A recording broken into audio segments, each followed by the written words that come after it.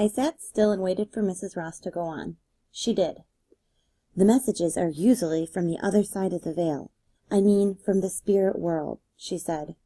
"Sometimes they're from living people who are far away and need to get a message through immediately. But that's the first thing I can tell which side of the veil the message is coming from." Her brow furrowed. "And this time I can't tell." By now, I admit it, I was hooked. I wanted my message.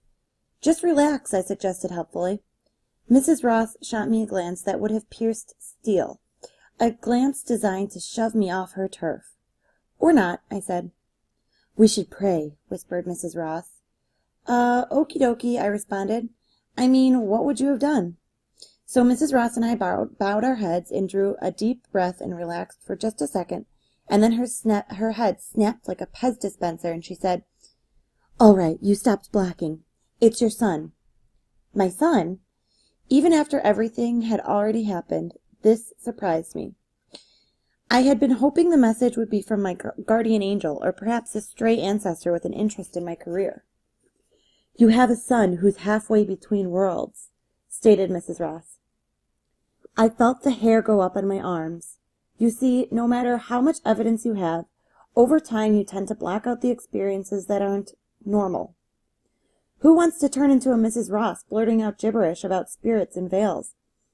How much of that sort of conversation are you allowed to have before people stop inviting you to parties and you end up pushing a mop in an elementary school? "Well," I said to Mrs. Ross, "maybe I do have a son, like that."